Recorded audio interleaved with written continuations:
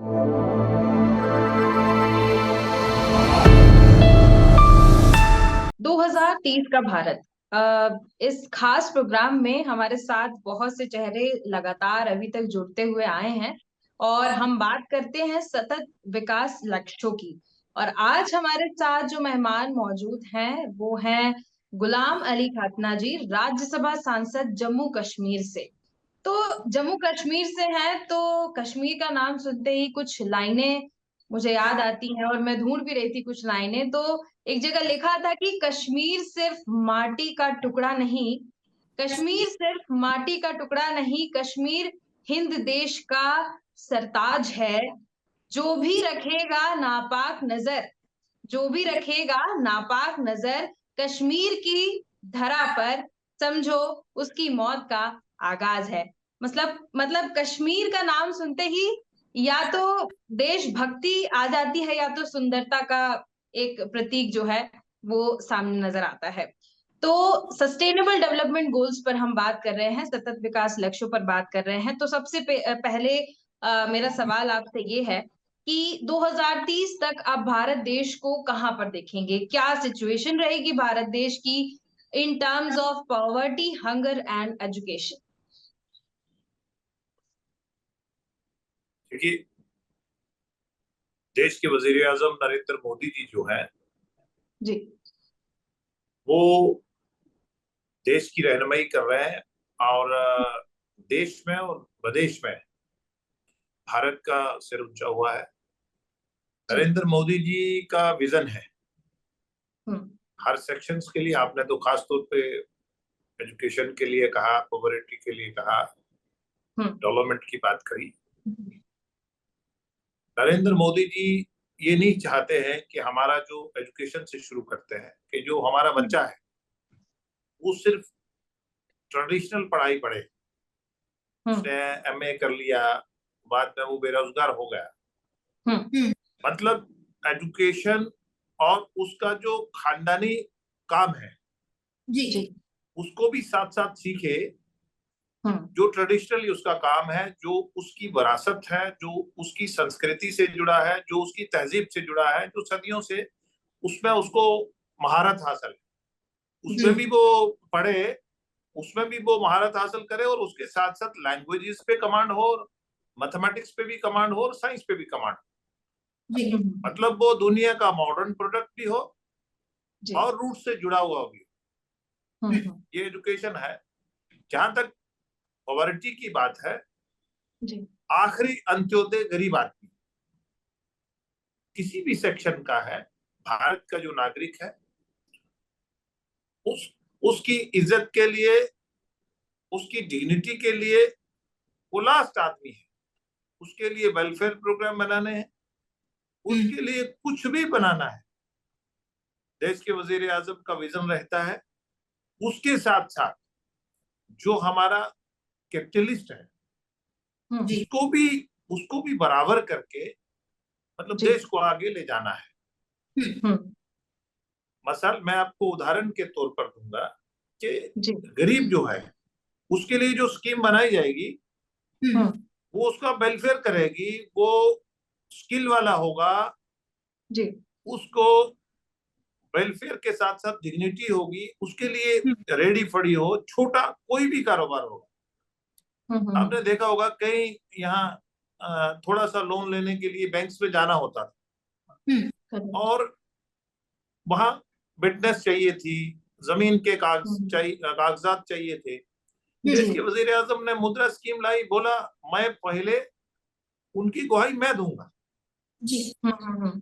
मतलब यहाँ उनकी पर गवाही जैसे मैं दूंगा। वजीर आजम प्रधानमंत्री नरेंद्र मोदी की काफी तारीफ करते नजर आ रहे हैं सर। तो मैं ये जानना चाहूंगी कि अगर यहाँ पर आप तारीफ मैं कर रहे फैक्ट्स हैं बात कर रहा और हूँ। मैं तारीफ नहीं कर रहा हूँ, मैं जो हाँ असल में वो करते हैं वो बात कर रहा हूँ। ठीक है, बिल्कुल मान लिया कि असल में जो करते हैं वही आप बात कर रहे हैं। जम्मू कश्मीर की अगर हम बात करते हैं तो क्योंकि आप वहां पर हैं और वहां के लोगों से आपकी बातचीत रहती होगी, लोकलाइट लोगों को आप बेहतरीन तरीके से जानते होंगे। तो वहां के लोगों का रुख क्या है? क्योंकि 370 हटने के बाद कहा जा रहा है कि बेरोजगारी और ज्यादा बढ़ चुकी है, बेरोजगार लोग और ज्यादा बढ़ चुके हैं, माइग्रेशन भी लोग करने लगे हैं, ज्यादा माइग्रेट बहुत से लोग कर रहे हैं क्योंकि वहां पर उनकी नीड्स जो है वो फुलफिल नहीं हो पा रही हैं। तो जब लोग ही सेटिस्फाई नहीं है तो फिर हम कैसे मान के चले कि काम अच्छा हो रहा है? देखिए, मैं आपको, ये आपका पता नहीं कहाँ से आपके फीडबैक है, जी। मैं कुछ बातें आपको बताऊंगा हम्म। कि जम्मू कश्मीर में जो पहले सरकारें रही हैं, उन्होंने इतनी रिक्रूटमेंट करी थी। हमारी सवा मतलब करीब 1.25 करोड़ के करीब आबादी है। जी। 1.4 जो पुराना सेंसस है, अभी 1.40 करोड़ के करीब बताई जाती है अंदाजे से, अभी सेंसस हुआ नहीं है। लेकिन अगर हम हमारे मुलाजमों की तादाद देखेंगे, जो हमारे एम्प्लॉइज है, अगर आप बिहार से कंपैरिजन करेंगे, कहाँ बिहार का पॉपुलेशन और कहाँ, मतलब हमारे एम्प्लॉइज उतने रिक्रूट कर रहे थे और अढ़ाक पे ज्यादा था। मतलब एम्प्लॉय से क्या हुआ कि उससे काम लिया, घर में सब काम करवाया, बाद में उसको पीएचई में या कहीं पीडीडी डिपार्टमेंट में या कहीं अढ़ाक पे लगा दिया, उसकी 40 साल 50 साल उम्र हो जाएगी। ये हमारा विजन नहीं है। हम चाहते हैं कि उसको कोई भी स्किल हो, एजुकेशन हो, वो एम्प्लॉयमेंट एवेन्यू ओरिएंटेड हो और काम करे वो। और मुझे नहीं लगता है कि 370 के बाद, एब्रोगेशन के बाद, उससे पहले कैलेंडर लगते थे, हाँ अमन नहीं था, वहां स्टोनिंग होती थी, वहां मतलब डेज के फला फला दिन को हड़ताल रहेगी। आज वो दिन चले गए हैं। आज वहां लोग अपने काम के लिए जाते हैं। जिसका जो खेत में काम करता है, जो एक फसल लगा रहा था वो 2 लगाना शुरू हो गया है, जिसका एक दुकान था वो 2 बना रहा है। मतलब लोगों में दिमागी तौर पे जहनी ठहराव है, मतलब डेवलपमेंट हो रहा है कुल मतलब मिलाकर। अगर अगर जहनी ठहराव नहीं होगा तो आप संपत्ति नहीं खर्चेंगे, आप वहां अपना बिजनेस पे, उद्योग पे, छोटे पे पैसा नहीं लगाएंगे। लेकिन जिसका एक होटल था वो दूसरा बना रहा है। जी। और खेत वाला वहां कम से कम 10 फसलों को तो जीआई टैग दिया है। यूनिकनेस एक टैग होता है कि उसमें वो यूनिक फसल है। तो मेरा कहने का मतलब, फर्स्ट टाइम मैंने कश्मीर में सरसों की फसल देखी। तो मेरा कहने का मतलब यह है कि लोग, अपने बच्चे स्कूल में जाते हैं, पत्थर नहीं मारने जाते, बच्चे खेल कूद के लिए प्लेग्राउंड में जाते हैं, कंपटीशन में जा रहे हैं, इस तरह का माहौल है। और ऐसा कोई भी निजाम नहीं है। हाँ, प्राइवेट तौर पे इंफ्रास्ट्रक्चर स्टार्ट हुआ है, वहाँ रेलवे के प्रोजेक्ट्स बन रहे हैं, नेशनल हाईवे के प्रोजेक्ट्स हैं। बिल्कुल चलिए, देखिए अब चुनावी बिगुल तो बच चुका है, अब आगे देखते हैं जम्मू कश्मीर में क्या होता है। जी दामिनी। सर, शिक्षा की बात मैं आपसे करना चाहूंगी, क्योंकि जम्मू कश्मीर हमेशा से ही कहूँ कि बहुत सारे पॉलिटिकल एक्सपेरिमेंट्स हुए हैं जम्मू कश्मीर में, और हमेशा से ही समस्याओं से घिरा रहा है। जम्मू कश्मीर के कई ऐसे दूर दराज के इलाके हैं जहां पर लोगों को बेहतर शिक्षा नहीं मिल पाती, कई ऐसे स्कूल्स हैं, तो उनको लेकर आप क्या कहना चाहेंगे? मतलब क्या स्थिति है जम्मू कश्मीर की शिक्षा में, और 2030 तक आप शिक्षा को कहाँ देख रहे हैं? देखिए, एजुकेशन पे ज्यादातर जम्मू कश्मीर पहाड़ी इलाका है जी। मतलब वहाँ पर्वत है, पहाड़ है, और पहाड़ में कनेक्टिविटी, रोड कनेक्टिविटी पहला, अगर रोड होगा तो स्टाफ भी जाएगा। और सरकार की ये कोशिश है कि हर स्कूल का मैं प्लेग्राउंड हो, हर स्कूल का मतलब प्रॉपर उनका जितना बच्चों का तादाद है उतना उसका वो हो, उनका रूम साइजेस बढ़े, उनके लिए सैनिटेशन हो, उनकी लेटेस्ट जो मॉडर्न जरूरतें हैं, आपका कंप्यूटर लैब्स हैं, मॉडर्न आर्टिफिशियल इंटेलिजेंस लैब्स हैं, इस तरह करके। बट मिनिमम अभी हमने कोशिश करी है, हम अक्सर एजुकेशन वालों से मिलते रहते हैं, हमने ये कहा कि एटलीस्ट बच्चों के लिए वहाँ प्रॉपर वो इंतजाम होना चाहिए, मतलब वॉशरूम्स होने चाहिए, बच्चियों के लिए, लेडीज गर्ल्स के लिए अलग से और बॉयज के लिए अलग से, और दूसरा वहां प्ले ग्राउंड, कम से कम एक प्ले ग्राउंड हो जिसमें बच्चे खेलें। अब क्या है कि पहाड़ी इलाके में प्लेन जगह कम मिलती है, कई कई बार स्कूल ही नहीं मिलता, मटेरियल लेना मुश्किल होता है। लेकिन सरकार की ये कोशिश है डिफरेंट स्कीम्स के माध्यम से कि वहाँ स्कूल का इंफ्रास्ट्रक्चर बढ़ाया जाए, वहाँ स्टूडेंट और टीचर की रेशो बराबर की जाए। और सबसे बड़ी बात इस अभी जो लेफ्टिनेंट गवर्नर साहब ने करा है कि वहाँ टीचर नहीं जाते थे कई हफ्तों तक, अब वहाँ अटेंडेंस जो है वो उनका फिंगर से वो प्रॉपर करा है, ताकि वो स्कूल कब जा रहा है, स्कूल आ रहा है, स्कूल छोड़ के कब जा रहा है।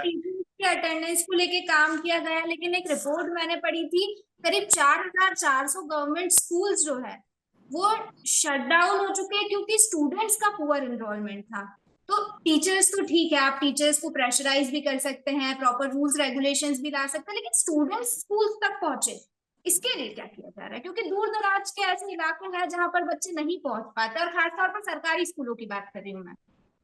नहीं, ऐसा सरकारी स्कूल का एक ज्यादातर जो लोग हैं वो प्राइवेट स्कूल्स की तरफ जा रहे हैं। जैसे ऑफिसर्स लोग हैं, अगर छोटा आज वहाँ कांस्टेबल है उसका भी तनख्वाह अच्छा है, छोटा जो टीचर है उसका भी पे अच्छा है, तो वो चाहेगा कि मेरा बच्चा जो है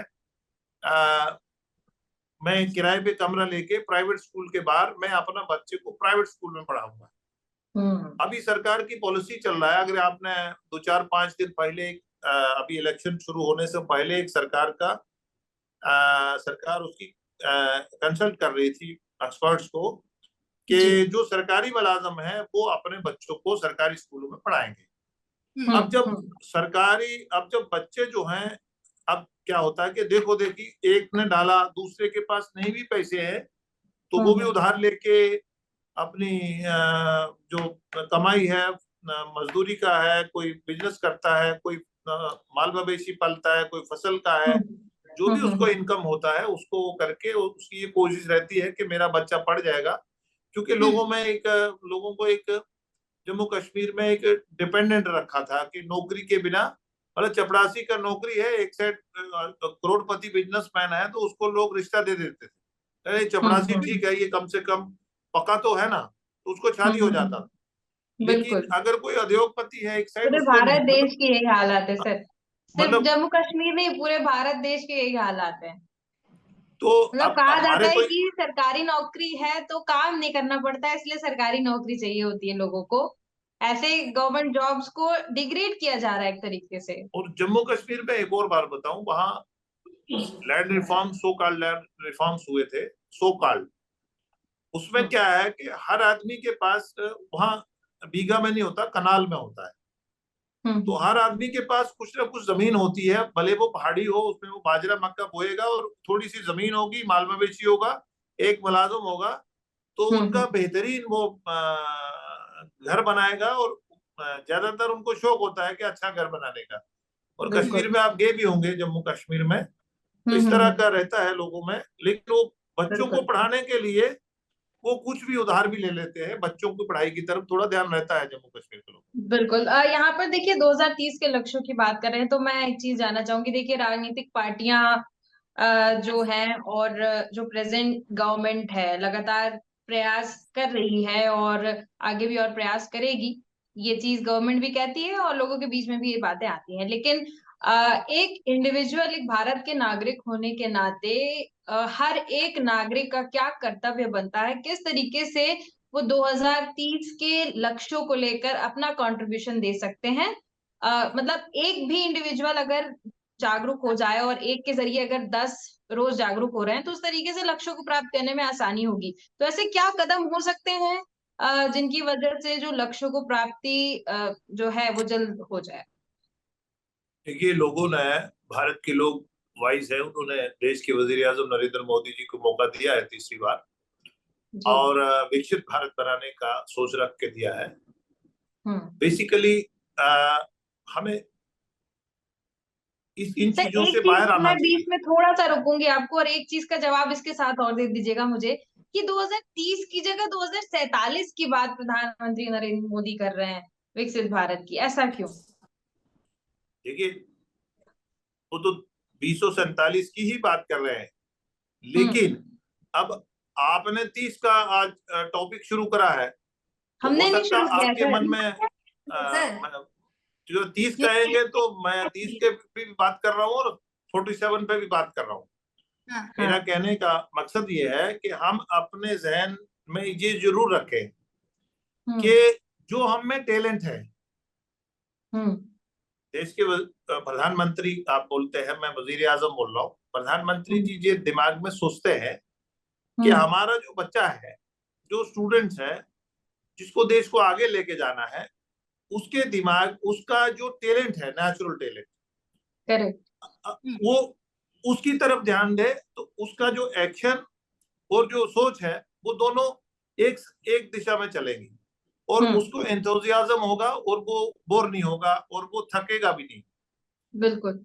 मिसाल के तौर पर मेरे को आर्ट्स में इंटरेस्ट नहीं है, मैं साइंस का स्टूडेंट हूँ, जब मैं वाइस वर्सा, जब मैं साइंस का स्टूडेंट हूँ, मेरे को आर्ट्स में कोई इंटरेस्ट नहीं है, तो मेरे को आर्ट्स, अब गांव में जो कोई पड़ोसी पढ़ रहा है तो मैं भी पढ़ लेता हूँ, उसने जर्नलिज्म में करा मैं जर्नलिज्म करता हूँ, उसने लॉजिस्टिक में करा मैं वो कर लेता हूँ, वो इंजीनियर बन गया मैं इंजीनियर बनता हूँ। लेकिन नहीं, इसके साथ साथ हमें अपने आप को अकाउंटेबल बनाना चाहिए कि मैं अपने लिए, अपने बच्चों के लिए, अपनी फैमिली के लिए, अपना घर बनाने के लिए तो कर रहा हूँ, लेकिन इज्तिमाई तौर पे, कॉमन तौर पे मैं देश के लिए क्या कर रहा हूँ, मेरा कितना समय देश के लिए लगता है।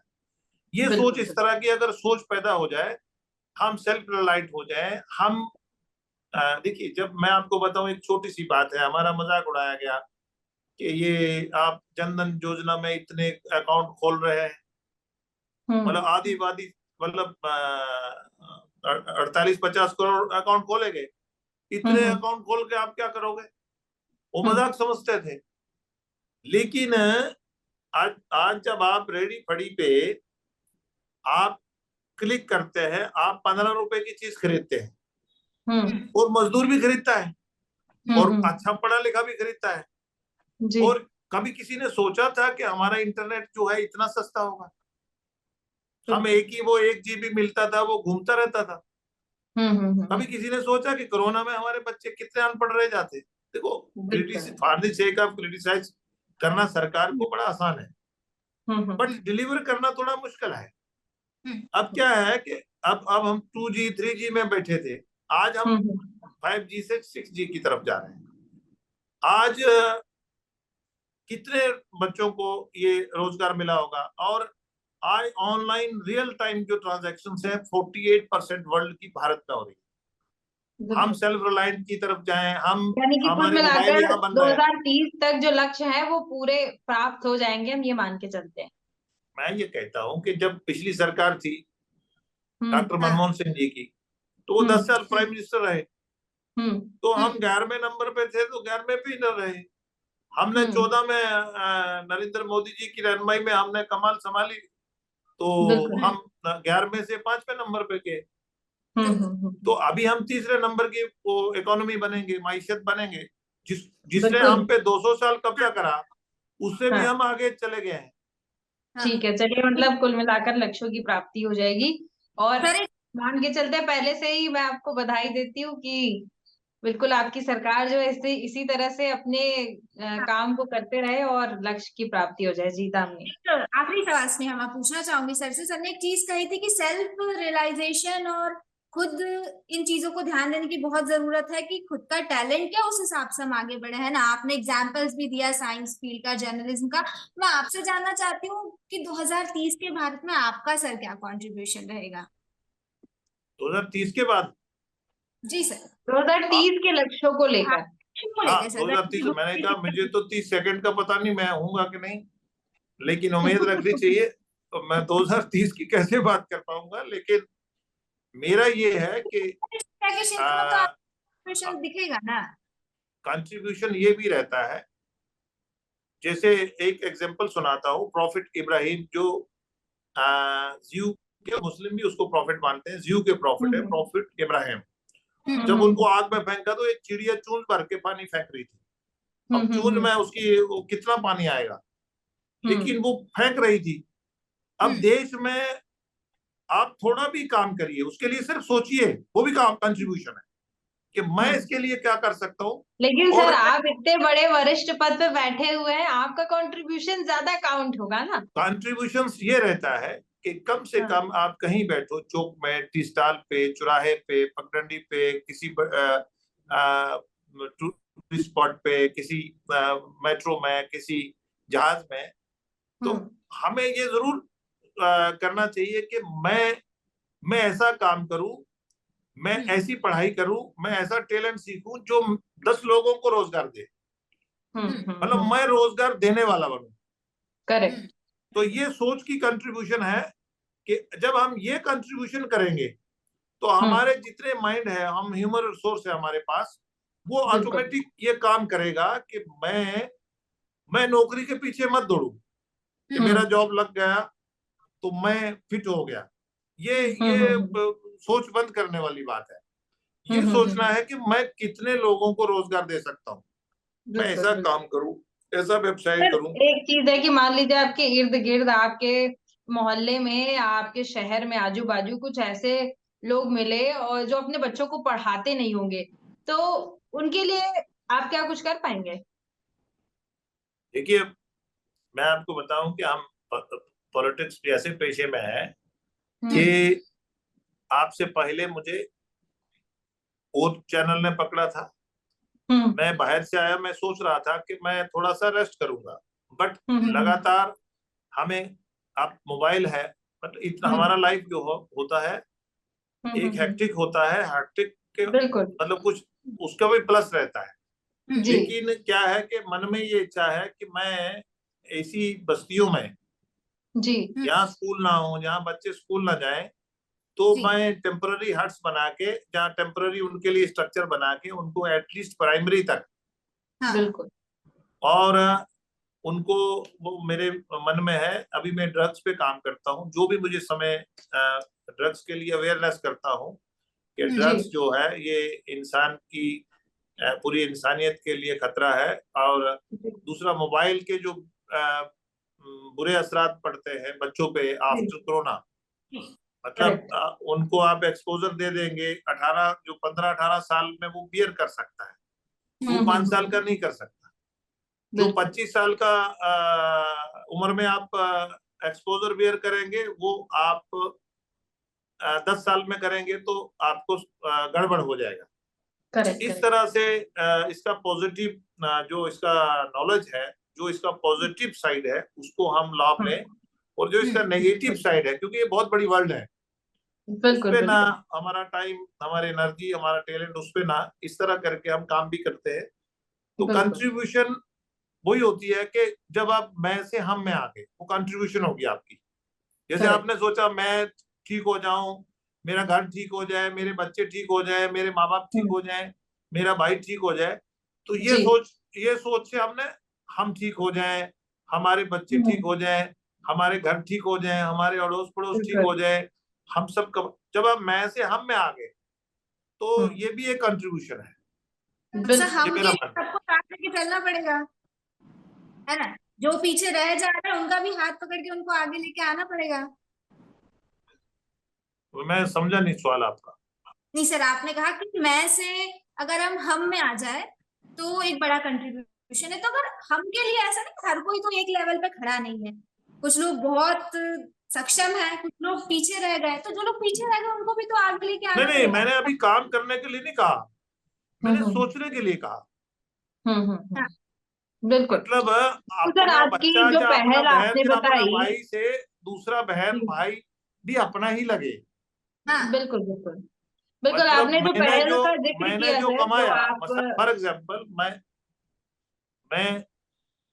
मेरा सैलरी आता है, तो मैं अपने बच्चे की एजुकेशन पे तो खर्चता हूँ ना, अगर वो छोटा होगा, या उसके खाने के लिए खर्चता हूँ, उसके कपड़े के लिए खर्चता हूँ।